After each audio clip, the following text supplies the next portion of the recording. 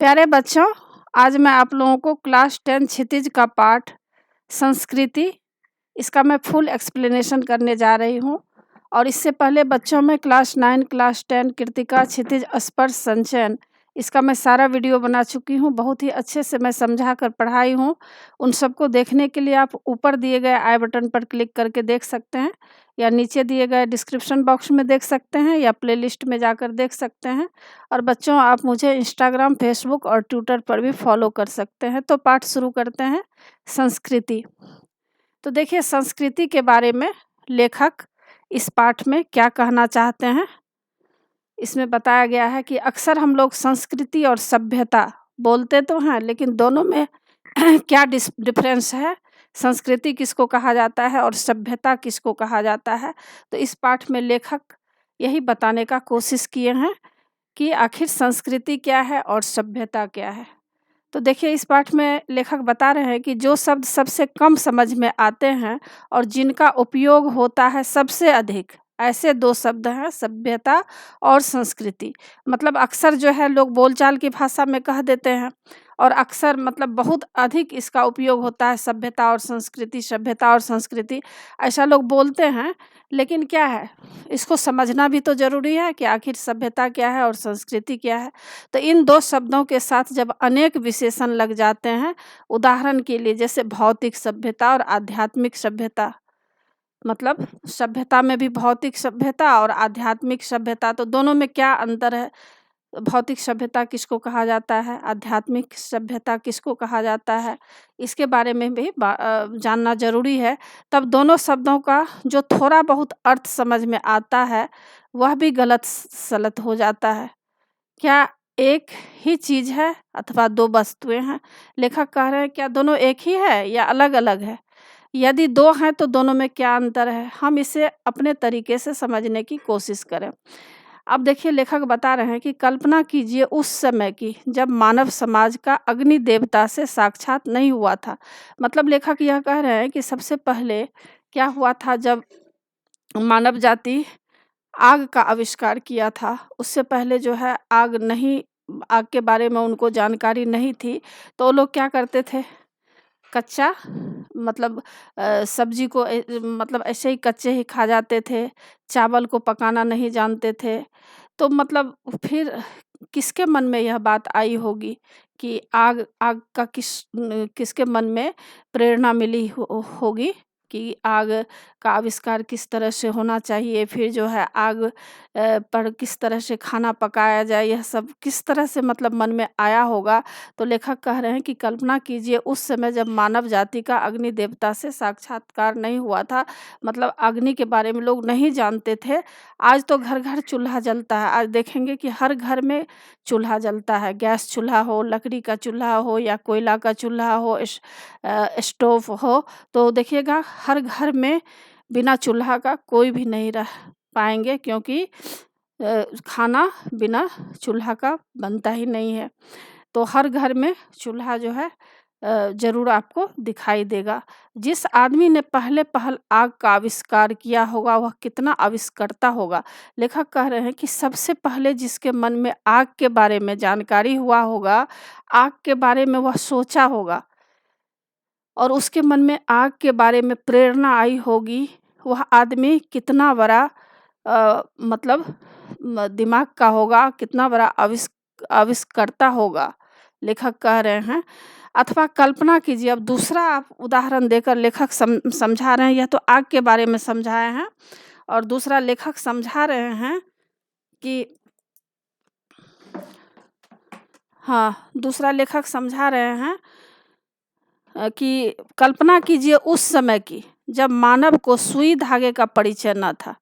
मतलब अभी देखेंगे कि कितने तरह के लोग ड्रेस सी रहे हैं, कितने तरह के सुई से काम आ रहा है, सिलाई मशीन से मतलब बहुत तरह के काम आते हैं मशीन में। आप देखिएगा कितने तरह के लोग कपड़े सीते हैं और कितने तरह का काम आता है। तो लेखक कह रहे हैं कि दूसरा उदाहरण दे करके कि जब मानव को सुई धागे का परिचय न था, जिस समय मनुष्य के दिमाग में पहले बात आई होगी कि लोहे के एक टुकड़े को घिसकर उसके एक सिरे को छेद कर छेद में धागा पिरोकर कपड़े के 2 टुकड़े एक साथ जोड़े जा सकते हैं, वह भी कितना आविष्कर्ता होगा। लेखक कह रहे हैं कि देखिए, एक तो पहला उदाहरण दिए हैं कि आग के बारे में पहले किसी को जानकारी नहीं था और किसी व्यक्ति के मन में ऐसा आया कि आग इस तरह से मतलब आग का आविष्कार किया। दूसरा जो है सुई धागा का आविष्कार किया कि मतलब क्या किया, एक लोहे का टुकड़ा लिया और उसको घिस करके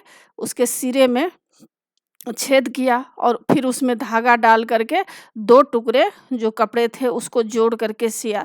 तो उस आदमी के दिमाग में सबसे पहले कैसे यह बात आया? तो वह मतलब यह कितनी बड़ी बात है, लेखक यह बताना चाह रहे हैं। अब देखिए, इन 2 उदाहरणों पर विचार कीजिए। पहले उदाहरण में एक चीज़ है कि किसी व्यक्ति विशेष की आग का आविष्कार कर सकने की शक्ति, और दूसरी चीज़ है आग का आविष्कार।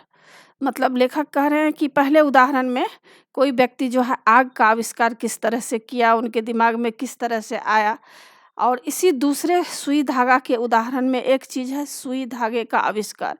तो मतलब 2 आविष्कार के बारे में लेखक बता रहे हैं, एक सुई धागे और एक आग के बारे में। तो कह रहे हैं कि जिस योग्यता, प्रवृत्ति अथवा प्रेरणा के बल पर आग व सुई धागे का आविष्कार हुआ, वह है व्यक्ति विशेष की संस्कृति। तो लेखक इस बात को मतलब इस बात से जानकारी देना चाह रहे हैं कि जो व्यक्ति के मन में सबसे पहले विचार आया कि आग किस तरह से जलाया जाए, आग का आविष्कार उसके मन में आया, प्रेरणा कहाँ से आया, दूसरे व्यक्ति के मन में जो है सुई धागा के बारे में किस तरह से बात आया। तो दोनों जो विचार आया, दोनों व्यक्ति के मन में जो प्रेरणा आया, उसको क्या हम लोग कहेंगे? उसको हम लोग संस्कृति कहेंगे।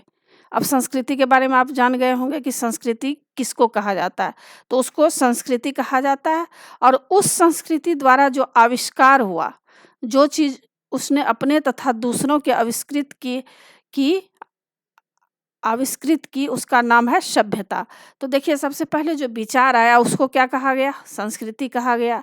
और जो आविष्कार किया, अपने लिए ही नहीं किया, वह दूसरों के लिए भी किया। आज देखिए, ऐसा नहीं है कि सिर्फ अपने लिए वो सुई धागे का आविष्कार किया, सिर्फ अपने चूल्हे जलाने के लिए आग का आविष्कार नहीं किया, बल्कि तमाम जितने भी दुनिया के लोग हैं, सबके भलाई के लिए काम किया।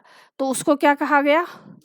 आविष्कार जो हुआ, जिस चीज़ का आविष्कार हुआ और पूरे समाज और विश्व के लिए काम किए, उसको सभ्यता हम लोग कहेंगे।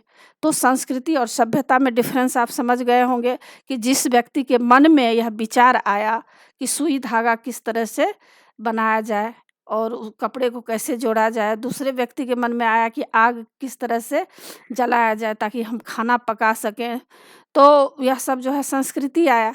और जो आविष्कार किया गया दूसरों के लिए और अपने लिए, उसको क्या हम लोग कहेंगे? सभ्यता कहेंगे। अब आगे देखिए क्या है। जिस व्यक्ति में पहली चीज़ जितनी वह जैसी परिष्कृत मात्रा में होगी, वह व्यक्ति उतना ही अधिक व वैसा ही परिष्कृत आविष्कर्ता होगा। तो मतलब पहली बात यह है कि जिसके मन में जैसी विचार आती है, अच्छा विचार जिसके मन में आया, परिष्कृत मतलब बहुत ही शुद्ध विचार, वह व्यक्ति उतना ही परिष्कृत मतलब उतना ही वह शुद्ध, उसका अंतरात्मा शुद्ध कहा जाएगा। और वह जो है शुद्ध आविष्कर्ता, मतलब वह जो है सबसे पहला आविष्कर्ता होगा। अब आगे लेखक कह रहे हैं कि एक संस्कृत व्यक्ति किसी नई चीज़ की खोज करता है, किंतु उसकी संतान को वह अपने पूर्वज से अनायास प्राप्त हो जाती है। जिस व्यक्ति की बुद्धि ने अथवा उसके विवेक ने किसी भी एक नए तथ्य का दर्शन किया, वह व्यक्ति ही वास्तविक संस्कृत व्यक्ति है। और उसकी संतान जिससे अपने पूर्वजों से वह वस्तु अनायास ही प्राप्त हो गई, वह अपने पूर्वजों की भांति सभ्य भले ही बन जाए, संस्कृत नहीं कहला सकता है। तो देखिए, इस पैराग्राफ में लेखक यह बताना चाहते हैं कि जो व्यक्ति जिस चीज़ का सबसे पहले खोज किया, तो वह व्यक्ति जो है वास्तविक संस्कृत व्यक्ति है। और उसके बाद क्या हुआ, उनके जो संतान हैं, जो व्यक्ति आविष्कार किया, उनका जो बच्चे लोग जो हैं और पूरे विश्व के लोग जो उस चीज़ से क्या किए, उस चीज़ को लेकर के आगे मतलब तरक्की किए, तो वह क्या हुआ, अपने भले ही वह सभ्य बन जाए, उसको सभ्य हम लोग सभ्य कह सकते हैं, लेकिन संस्कृत वह नहीं कहला सकता। संस्कृत कौन कहलाएँगे? उनके पूर्वज ही संस्कृत कहलाएँगे। एक आधुनिक उदाहरण लें। अब देखिए आगे दूसरा उदाहरण देकर लेखक समझा रहे हैं कि न्यूटन ने गुरुत्वाकर्षण के सिद्धांत का आविष्कार किया। न्यूटन के बारे में आप लोग फिजिक्स में पढ़ते होंगे, ग्रेविटेशनल फोर्स के बारे में जो है न्यूटन खोज किए थे। तो वह संस्कृत मानव था। मतलब न्यूटन से पहले यह ग्रेविटेशनल फोर्स की जानकारी किसी के मन में नहीं आया था। अचानक न्यूटन को यह जानकारी हुआ कि गुरुत्वाकर्षण के बारे में। अचानक वो क्या हुआ, एक बार जो है अपने बगीचे में गए और वहाँ बैठे हुए थे और वहाँ जो है एक सेब का पेड़ था, सेब नीचे गिरा। तो उनके मन में ऐसा हुआ कि सेब ऊपर क्यों नहीं चला गया, नीचे ही क्यों गिरा? तो उनके मन में आया कि पृथ्वी में जो है धरती में गुरुत्वाकर्षण है। तो गुरुत्वाकर्षण के खोज किए वो। तो इसमें उदाहरण देकर लेखक यही समझा रहे हैं। तो न्यूटन कौन थे? उनको हम लोग क्या कह सकते हैं? उनको हम लोग कह सकते हैं कि वो संस्कृत मानव थे। आज के युग का भौतिक विज्ञान का विद्यार्थी न्यूटन के गुरुत्वाकर्षण से तो परिचित हैं ही, लेकिन उसके साथ उसे और भी अनेक बातों का ज्ञान प्राप्त होता है, जिससे शायद न्यूटन अपरिचित ही रहा। ऐसा होने पर भी हम आज के भौतिक विज्ञान के विद्यार्थी को न्यूटन की अपेक्षा अधिक सभ्य भले ही कह सकें, पर न्यूटन जितना संस्कृत नहीं कहला सकते हैं। लेखक कह रहे हैं कि मान लीजिए न्यूटन जो पहले गुरुत्वाकर्षण का नियम बनाए, खोज किए, उसके बाद के जो विद्यार्थी, भौतिक विद्यार्थी जो हैं, जो फिजिक्स पढ़ते हैं, तो न्यूटन के ग्रेविटेशनल फोर्स के आधार पर उन्होंने और ज़्यादा तरक्की किया। बहुत सारी जानकारी उनको प्राप्त हुआ, लेकिन उसको हम लोग क्या कह सकते हैं? उसको हम लोग बहुत अधिक सभ्य कह सकते हैं। हाँ, वह सभ्य व्यक्ति है। लेकिन सबसे पहले जो न्यूटन जो जिस चीज़ का आविष्कार किया वो संस्कृत व्यक्ति हुए। उनको ही हम सबसे पहले संस्कृत व्यक्ति कह सकते हैं। अब आगे देखिए, आग के आविष्कार में कदाचित पेट की ज्वाला की प्रेरणा एक कारण रही होगी। तो इसमें लेखक कह रहे हैं कि देखिए कोई भी व्यक्ति होता है, जब उसको कोई चीज़ की ज़रूरत होती है, तो उस चीज़ का वो खोज करते हैं।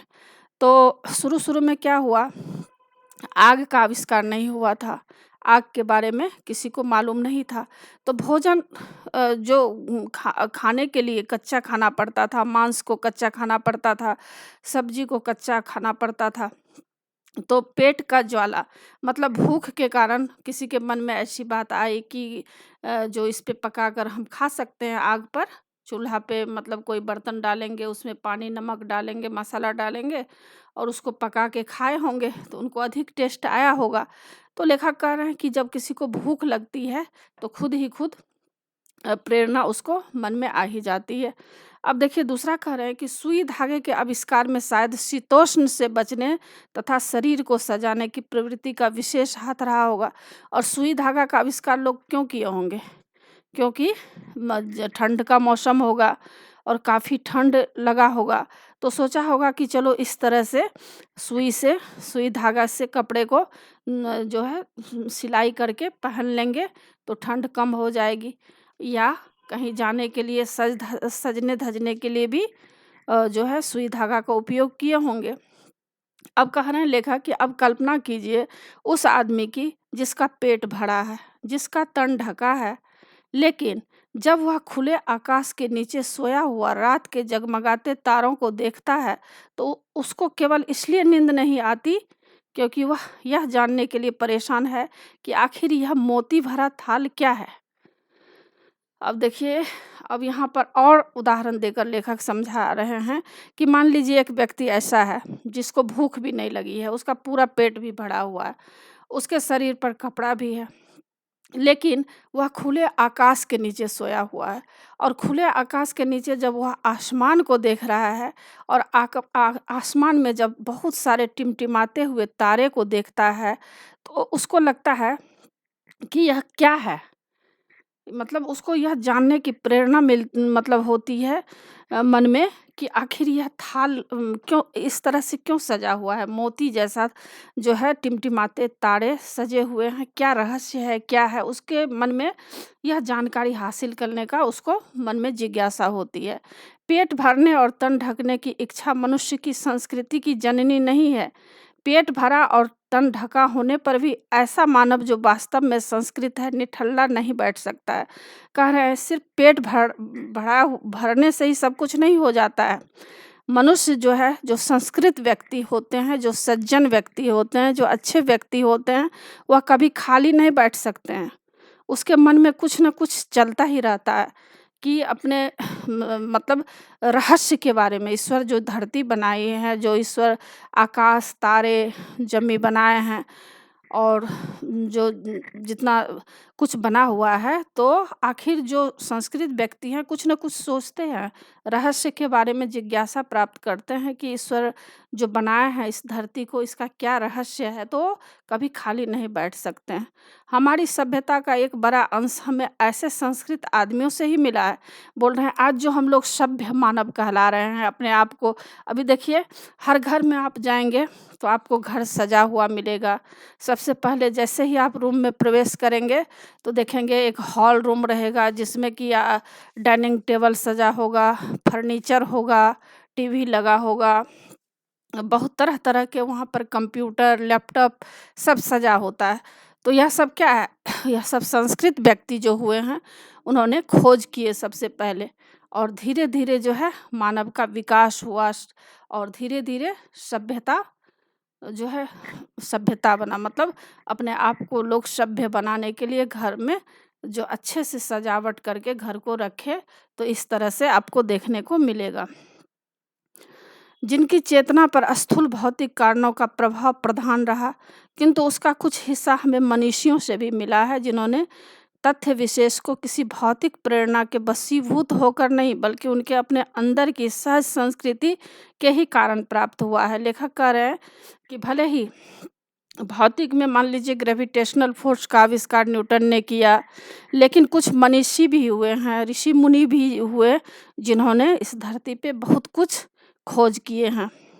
रात के तारों को देखकर न सो सकने वाला मनीषी हमारे आज के ज्ञान का ऐसा ही प्रथम पुरस्कर्ता था। अब देखिए, भौतिक प्रेरणा, ज्ञानेप्सा, क्या ये दो ही मानव संस्कृति के माता पिता हैं? लेखक कह रहे हैं सिर्फ भौतिक प्रेरणा और ज्ञानेप्सा मतलब हर चीज़ का ज्ञान प्राप्त करना, क्या मानव संस्कृति के माता पिता हैं?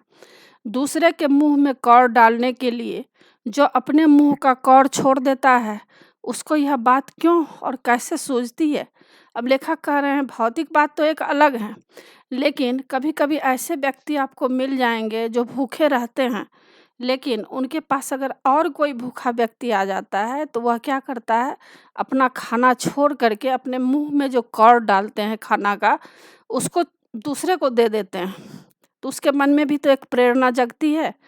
क्या प्रेरणा जगती है कि नहीं, इस भूखे व्यक्ति के भी अंदर भगवान है, मेरे अंदर भी ईश्वर हैं, इसे भूखे तड़पते नहीं रहने देना चाहिए।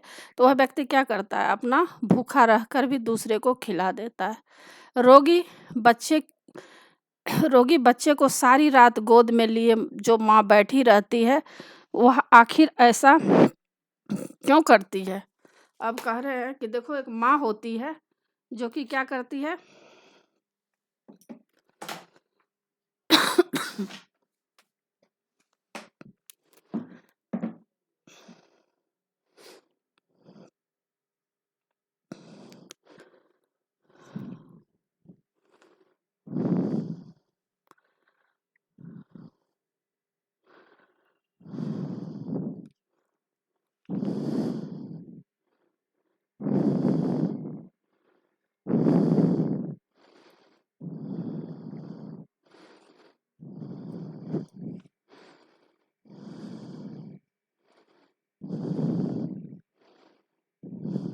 हाँ, थोड़ी देर जो है कंप्यूटर में प्रॉब्लम आ गया था। अब मैं बताना चाह रही हूँ कि रोगी बच्चे को सारी रात गोद में लिए जो माता बैठी रहती है, वह आखिर ऐसा क्यों करती है? लेखक कह रहे हैं कि एक माँ होती है जो बीमार बच्चे होते हैं तो उसको गोद में रात भर लेकर बैठती है। क्यों बैठती है? क्योंकि माँ उसे आराम दिलाना चाहती है, उसको स्वस्थ देखना चाहती है। तो आखिर उसके माँ के मन में ऐसा क्यों होता है? क्योंकि माँ को अपने बच्चे से प्यार होता है, प्रेम होता है, इसलिए माँ ऐसा करती है। सुनते हैं कि रूस का भाग्य विधाता लेनिन अपनी डेस्क में रखे हुए डबल रोटी के सूखे टुकड़े स्वयं ना खाकर दूसरों को खिला दिया करता था। आप जानते होंगे बच्चों लेनिन के बारे में। तो लेनिन क्या करते थे? अपने डेस्क में जो डबल रोटी रखते थे, ब्रेड रखते थे, वह ब्रेड स्वयं नहीं खाकर क्या करते थे? दूसरे को खिला देते थे। वह आखिर ऐसा क्यों करता था? संसार के मजदूरों को सुखी देखने का स्वप्न देखते हुए कार्ल मार्क्स ने अपना सारा जीवन दुख में बिता दिया। और इन सब से बढ़कर आज नहीं, आज से 2500 वर्ष पूर्व सिद्धार्थ ने अपना घर केवल इसलिए त्याग दिया कि किसी तरह तृष्णा के वशीभूत लड़ती कटती मानवता सुख से रह सके। तो इसमें देखिए कितने तरह के उदाहरण देकर लेखक समझा रहे हैं। सबसे पहले तो यह समझाया कि रूस के भाग्य विधाता जो हैं लेनिन अपने डेस्क में रखे हुए डबल रोटी जो ब्रेड था वो अपना नहीं खाकर दूसरे को खिला देता था। और संसार के मजदूर को सुखी देखने वाला जो है कार्ल मार्क्स, वो अपना सारा जीवन जो है दुख में जो व्यतीत कर रहे थे उसके लिए दे दिया। और आज से 2500 वर्ष पूर्व कौन हुए थे? महात्मा बुद्ध। उन्होंने अपना घर त्याग दिया था, आपको मालूम होगा। क्यों त्याग दिए थे? क्योंकि वह सच्चाई को ढूंढना चाह रहे थे कि जीवन में सत्य क्या है, असत्य क्या है। और क्या हुआ था उस समय? तृष्णा के वशीभूत होकर के जो है लोग आपस में ही कट मर रहे थे, मतलब आपस में ही लड़ाई झगड़े हो रहे थे। उसको शांत करने के लिए मानव किस तरह से सुख से रह सके, तो उसको सबको जो है सांत्वना दिए और सबको ईश्वर के बारे में बताए कि इस राह से चलने से शांति होगी, मानव सुख से रह सकेंगे। हमारी समझ में मानव संस्कृति की जो योग्यता आग और सुई धागे का आविष्कार कराती है वह भी संस्कृति है, जो योग्यता तारों की जानकारी कराती है वह भी, और जो योग्यता किसी मानव से सर्वस्व त्याग कराती है वह भी संस्कृति है। तो बच्चों आप लोग समझ गए होंगे। सबसे पहले जो व्यक्ति आग का आविष्कार किया, उसके बाद जो सुई धागे का आविष्कार किया, फिर जो है तारों की जानकारी जो कराए, और जो अपना भूख त्याग कर दूसरे को भोजन कराए, जो माँ रात भर जगकर अपने बच्चे को गोद में लेकर बैठी रही, जो लेनिन डेस्क में रखे हुए डबल रोटी के टुकड़े स्वयं ना खाकर दूसरे को खिला देता था, कार्ल मार्क्स जो है पूरा जीवन दूसरे के लिए दिया, सिद्धार्थ जो है लोगों में जो हजारों साल पहले जो लोगों में लड़ाई दंगे हो रहे थे आपस में, उसको शांत कराने के लिए जो वो त्याग किए। यह सब क्या कहा जाएगा? वह सब संस्कृति है, हमारी संस्कृति है। और सभ्यता क्या है? सभ्यता है संस्कृति का परिणाम। यानी सभ्यता खाने पीने के तरीके, हमारे ओढ़ने पहनने के तरीके, हमारे गमनागमन के साधन, हमारे परस्पर कट मरने के तरीके, यह सब क्या है? सभ्यता है। मतलब हम लोग किस तरह से खान पान तरीके से खाते हैं, किस तरह से पहनते हैं, ओढ़ते हैं, और आपस में किस तरह से रहते हैं, यह सब सभ्यता कही जाएगी। मानव की जो योग्यता उससे आत्मविनाश के साधनों का आविष्कार कराती है, हम उसे उसकी संस्कृति कहें या असंस्कृति। अब देखिए संस्कृति के बारे में तो जानकारी दे दिए, लेकिन कह रहे हैं इसमें असंस्कृति और असभ्यता के बारे में लेखक बताना चाह रहे हैं कि जो काम गलत ढंग से किया जाता है, मान लीजिए कि परमाणु बम का लोग आविष्कार किया, क्यों किया? मान लीजिए हमारे देश पर कोई देश चढ़ाई कर रहा है, तो हम लोग बचने के लिए उस इंतज़ाम किए हैं, लेकिन कभी कभी उसका दुरुपयोग अपने ही देश के लोगों को मारने काटने के लिए अगर कर लें, तो यह क्या कहा जाएगा? असंस्कृति कहा जाएगा। और जिन साधनों के बल पर हम दिन रात विनाश में जुटा हुआ है, उन्हें हम अपनी उसकी सभ्यता समझे या असभ्यता, संस्कृति का यदि कल्याण की भावना से नाता टूट जाएगा तो वह असंस्कृति होकर ही रहेगी। कह रहे हैं अगर मानव कल्याण के लिए आप काम कर रहे हैं तब तो आप संस्कृत व्यक्ति हैं। अगर आप किसी को मारने के लिए दुरुपयोग कर रहे हैं उस चीज़ को तो वह असंस्कृत हो जाएगी और ऐसी संस्कृति का अवश्यम भावी परिणाम असभ्यता और अभ्यसभ्यता के अतिरिक्त दूसरा क्या होगा। मतलब अगर हम किसी के विनाश के लिए सोच रहे हैं, गलत सोच रहे हैं तो यह असभ्यता हो जाएगी।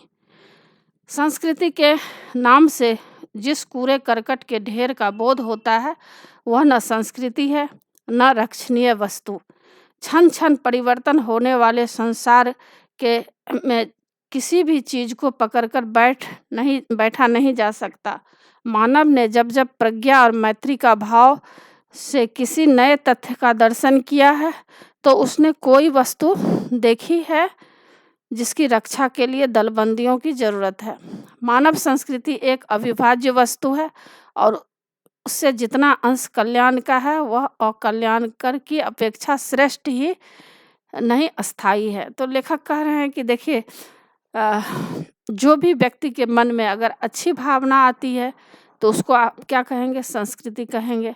और अगर अकल्याण की भावना आती है, किसी को नष्ट करने की अगर मन में भावना आ जाए तो वह क्या हो गया, वह असंस्कृति हो जाएगी। और असंस्कृति जो है कभी भी कल्याणकर नहीं होता है और कल्याणकर होता है। और संस्कृति जो है वह श्रेष्ठ होती है। और असंस्कृति अगर मन में आ जाए भावना किसी को गलत पहुंचाने का, किसी के मन में ठेस पहुंचाने का, तो वह अकल्याणकर होता है और वह कभी भी श्रेष्ठ नहीं होता है। तो यही था बच्चों संस्कृति। आशा है आप लोगों को सारा पाठ अच्छी तरह समझ में आ गया होगा और एग्ज़ाम के लिए तैयार कर लीजिएगा। और बच्चों आप मेरे चैनल देवज नागरिक को ज़रूर सब्सक्राइब कीजिएगा और सब्सक्राइब के बगल में बेल आइकन बटन है उससे क्लिक कीजिएगा और लाइक ज़रूर कीजिए, कमेंट्स कीजिएगा कि आपको यह पाठ कैसा लगा। नए पाठ के साथ फिर मैं मिलूँगी बच्चों। धन्यवाद।